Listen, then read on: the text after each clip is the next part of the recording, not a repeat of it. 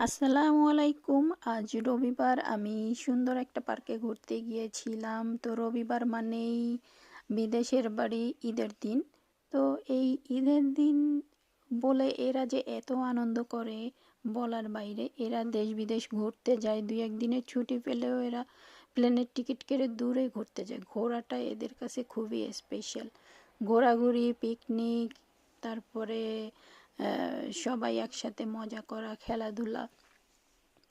এখানে অনেক লোকজন এসেছিল, অনেক জোরে মিউজিক বাজতেছিল। মিউজিকের শব্দটা আমি কাট করে দিয়েছি। তো আমার খুবই ভালো লাগছিল এখানে।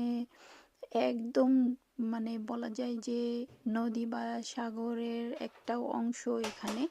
তো এই পাশটা যে এত ভালো পরিবেশ আর এত সুন্দর, মানে এত ভালো লাগছিল যে আমি ফুল মানে পরিবেশটাই উপভোগ করলাম।